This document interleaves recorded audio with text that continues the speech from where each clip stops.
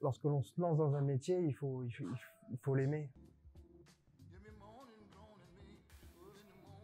Alors, Camille Bassoun, 29 ans. Ça fait presque 6 ans que je suis boucher, marié, un enfant. Vous dites que vous aimez la bonne viande. Oui. Qu'est-ce qu'une bonne viande selon vous? Une bonne viande, c'est une viande où on ressent vraiment du goût. Du goût, que ce soit du bœuf, de l'agneau ou du veau, il faut vraiment que l'on puisse avoir un goût prononcé, une bonne tendreté. Voilà, une bonne viande, c'est une viande qui est pas trop, comment dire, dans son état brut, qui reste un moment de plaisir au moment où on la mange. Une bonne viande ne veut pas dire forcément une viande française. On a la preuve qu'en ce moment, nos confrères espagnols font du bœuf d'exception avec leur bœuf de Galice, par exemple. Les Anglais aussi, ou les Irlandais avec leur Black Angus, etc. Mais je fais attention à la provenance de la viande par souci de faire fonctionner l'économie française et l'économie locale. Surtout pour ça, quoi. Vous êtes passé du domaine de la mécanique à la boucherie. Comment s'est opérée cette reconversion pour vous?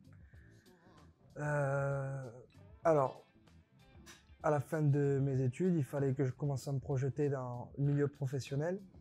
Et c'était clairement un milieu d'ingénierie mécanique.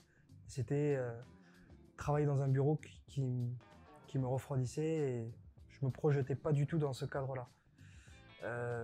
Donc je suis passé par une longue période de remise en question, ce que j'allais faire de ma vie tout simplement. Bon, ben, pendant cette période-là, faut quand même assurer un revenu, donc j'ai travaillé beaucoup dans le bâtiment en tant que manœuvre. Et là, j'ai découvert ma passion du travail manuel. Tout simplement, j'ai beaucoup aimé travailler de mes mains. Et il me manquait ce côté un petit peu contact avec la clientèle, échange, etc.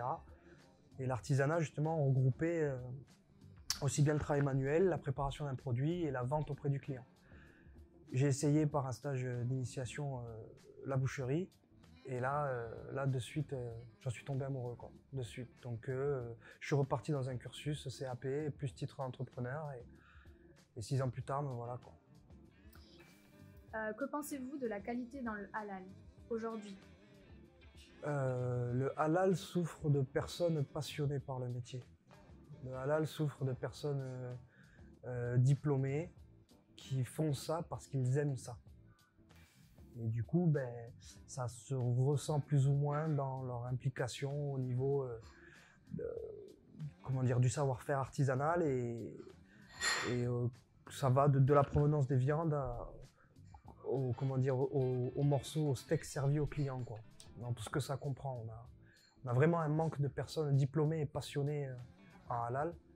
Et c'est pour ça, je pense, qu'on a trop peu de boucheries qui travaillent de façon artisanale et qui proposent des produits de très bonne qualité et surtout des produits français, quoi. À qui s'adressent les produits de la maison Fénicie?